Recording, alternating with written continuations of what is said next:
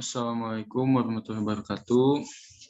Nama saya Muhammad Yevin Nabil Jasrianto. NPM saya 211000076. Saya dari kelas B. Di sini saya izin presentasi tentang tugas UAS Pengantar Hukum Indonesia yang berisikan 14 materi. Materi yang pertama ada definisi dan istilah PHI. Definisi PHI adalah hukum positif Indonesia yang berfungsi mengantarkan setiap mahasiswa atau orang mempelajari hukum positif Indonesia.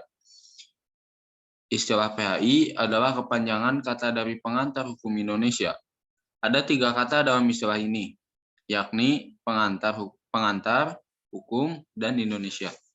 Kata pengantar mempunyai pengertian sebagai mengantarkan kepada tujuan tertentu.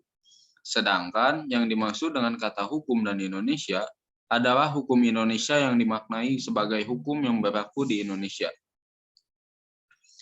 Lalu materi yang kedua tentang tata hukum Indonesia. Pengertian dan istilah tata hukum. Tata hukum diambil dari 2 kata, tata dan hukum. Tata dapat diartikan dengan menyusun, misalnya dari yang rendah ke yang tinggi, yang lama ke yang baru, yang khusus ke yang umum. Tata hukum dapat diartikan sebagai susunan hukum. Istilah tata hukum diterjemahkan dari istilah rechtsorde atau bahasa Belanda.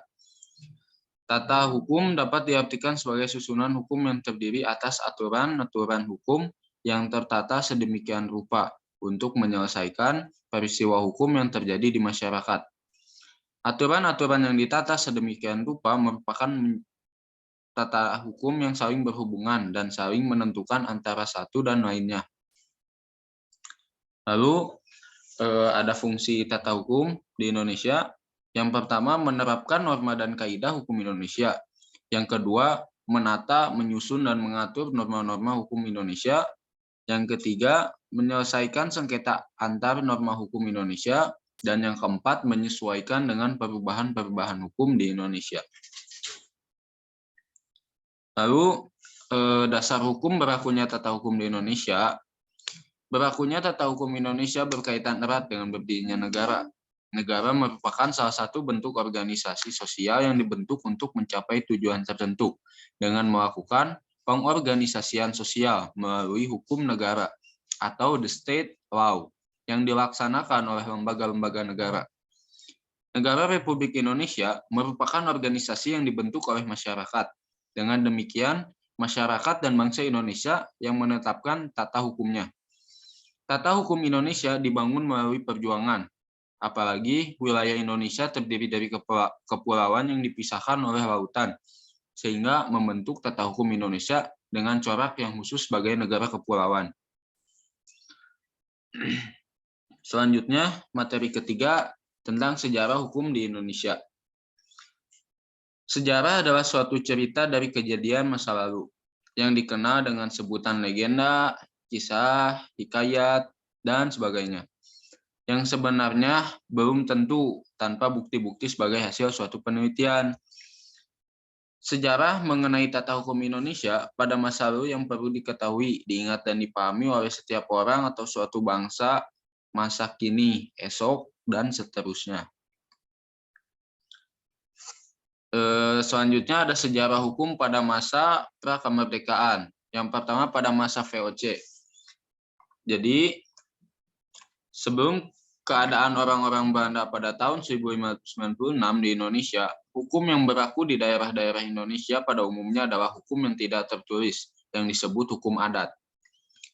Saat VOC berkuasa, tata hukum yang berlaku bagi orang-orang pribumi adalah aturan-aturan yang berasal dari negeri Belanda dan peraturan-peraturan yang diciptakan oleh penguasa VOC. Yang kedua, pada masa Beswetten Regerings. Pada masa Beswetten, tercipta pasal 36 Nederlands Grondwet tahun 1814, Undang-Undang Negeri Belanda 1814, yang di dalamnya menyatakan bahwa raja yang berdaulat secara mutlak mempunyai kekuasaan tertinggi atas daerah-daerah jajahan dan harta milik negara di bagian-bagian lain. Pada masa Yang ketiga, pada masa Rejoice-Rejoinement. Peraturan-peraturan yang berlaku untuk menata daerah jajahan tidak semata-mata diterapkan oleh raja dengan Koninkrijk Besluitnya, tetapi diterapkan oleh raja dengan parlemennya. Lalu ada sejarah hukum pada pasca kemerdekaan. Yang pertama, pada masa Orde Lama, Presiden memberikan kekuasaan penuh kepada Panglima Angkatan Darat, Letri Jenderal Soeharto, yaitu dalam bentuk surat pemerintah 11 Maret 1966 atau Super Semar. Tugasnya ialah memulihkan dan membubarkan kekacauan yang pada saat itu disebabkan oleh PKI beserta ormas-ormasnya. Yang kedua, pada masa Orde Baru, tatanan masyarakat dan pemerintah untuk dilaksanakannya Pancasila dan UUD 1945 secara murni dan konsekuen. Yang ketiga, pada masa reformasi. Saat politik Indonesia berada di bawah pemerintahan otoriter selama 30 tahun lebih, politik Indonesia mengalami pembaruan untuk memberikan kekuatan lebih kepada masyarakat Indonesia. Selanjutnya, materi keempat, tentang sistem hukum yang berlaku di Indonesia. Nah, sebelumnya dijelasin dulu sistem hukum itu apa. Kesatuan yang utuh dari tatanan hukum yang terdiri dari bagian-bagian atau unsur-unsur yang satu sama lain saling berhubungan dan berkaitan secara erat atau terintegrasi. Lalu, di sini ada macam-macam sistem hukum. Yang pertama, Eropa kontinental. Eropa kontinental itu hukum tertulis atau tiada hukum tanpa undang-undang. Yang kedua ada Anglo-Saxon, putusan yang berdasarkan hakim. Yang ketiga ada sistem hukum Islam, hukum yang tidak tertulis atau berdasarkan wahyu Allah Subhanahu wa taala. Yang terbagi menjadi dua, yaitu hablum minallah dan hablum minannas. Yang keempat ada sistem hukum adat. Hukum ini tidak tertulis dan keputusannya diambil oleh ketua adat atau suku. Nah, selanjutnya, Indonesia menganut sistem hukum apa? Negara penganut sistem hukum Eropa kontinental atau sivil law antara lain negara Prancis, Jerman, Belanda, dan bekas jajahan Belanda, termasuk Indonesia, Jepang, dan Thailand.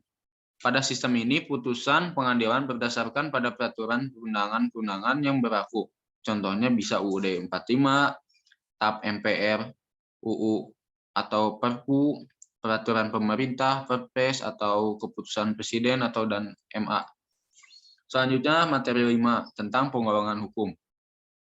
Nah, di sini ada 8 penggolongan hukum berdasarkan yang pertama sumbernya, yang kedua wujud, yang ketiga wilayah, yang keempat waktu, yang kelima golongan, yang keenam isi, yang ketujuh sifat, dan yang kedelapan fungsi.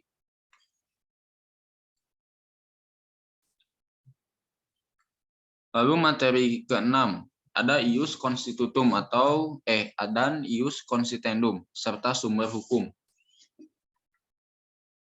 Ius constitutum merupakan hukum positif yang berlaku saat ini. Misalnya KUHP, KUH Perdata, sejumlah UU yang berlaku saat ini.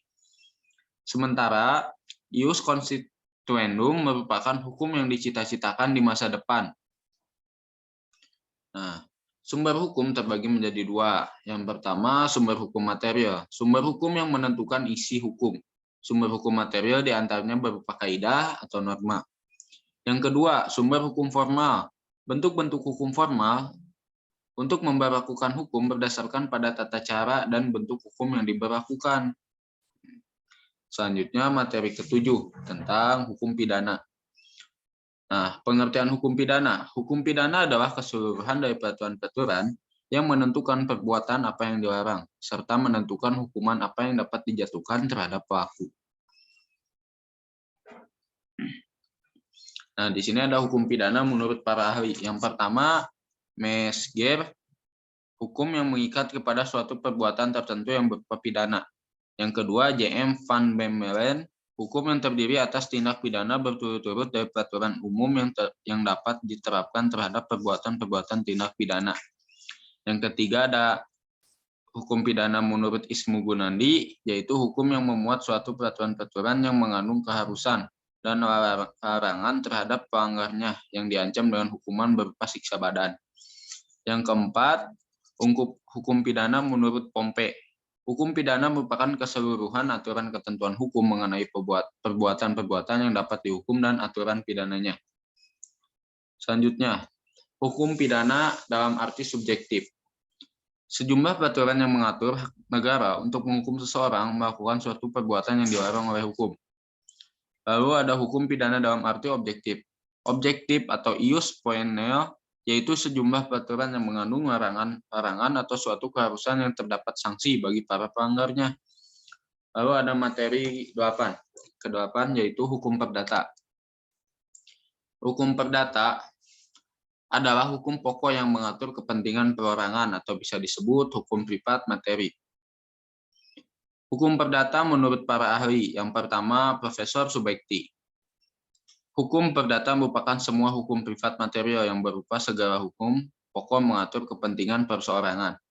Yang kedua ada Profesor Sudikno, yaitu keseluruhan peraturan mempelajari tentang hubungan antar orang yang satu dengan orang lainnya, baik meliputi hubungan keluarga dan pergaulan masyarakat. Yang ketiga ada Sri Sudewi Mas Chonsofwan. Hukum perdata diartikan sebagai hukum yang mengatur kepentingan warga negara perseorangan yang satu dan perseorangan lainnya. Yang keempat ada Profesor Sudiman Karto Haji Projo. Hukum yang mengatur kepentingan perseorangan yang satu dan perseorangan yang lainnya. Selanjutnya, hukum perdata material. Hukum ini mengatur kepentingan-kepentingan perdata. Subjek hukum sumber dari hukum ini sendiri terdapat dari tempat dari mana materi hukum itu diambil. Hukum perdata formil. Hukum yang mengatur bagaimana cara seseorang mempertahankan haknya apabila dilanggar orang lain. Sumber hukum ini berkaitan dengan bentuk atau cara yang menyebabkan peraturan hukum formal itu berlaku. Lalu ada hukum perdata berdasarkan arti. Dibagi dua, ada objek dan subjek. Yang pertama objek. Segala sesuatu yang berada dalam pengaturan hukum dan dapat dimanfaatkan oleh subjek hukum asal berdasarkan kewajiban dan hak yang dimilikinya objek hukum tersebut. Nah, yang kedua subjek. Setiap orang mempunyai hak dan kewajiban yang menimbulkan wewenang hukum. Terdapat dua subjek hukum, yaitu manusia dan badan hukum.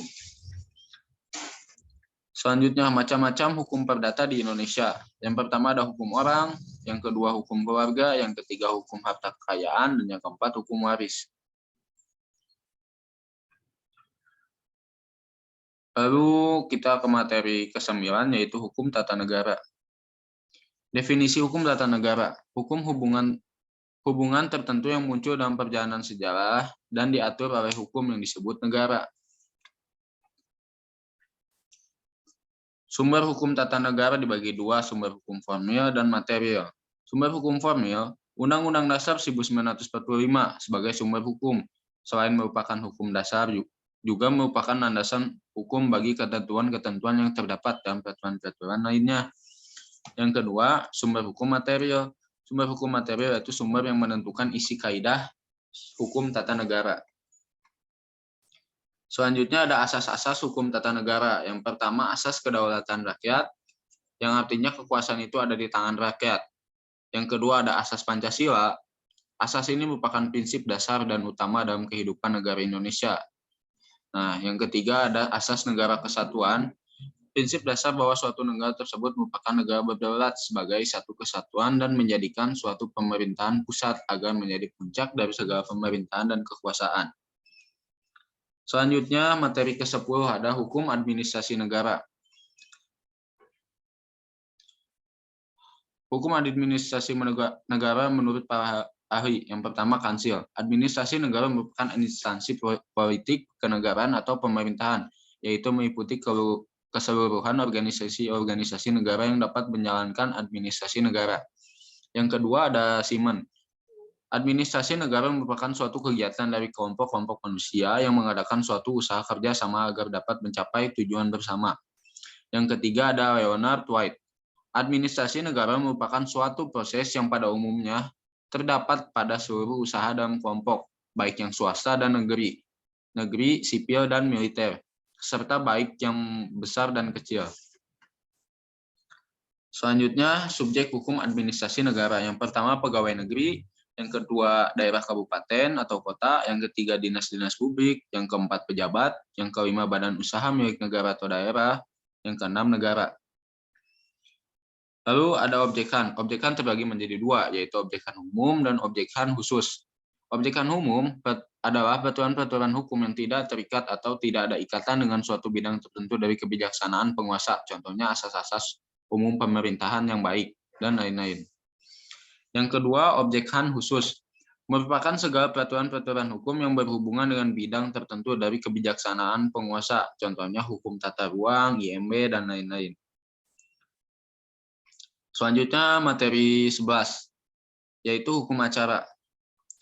Definisi hukum acara itu ketentuan hukum yang mengatur proses beracara di pengadilan mengenai penyelesaian pertikaian perkara atau adjective law.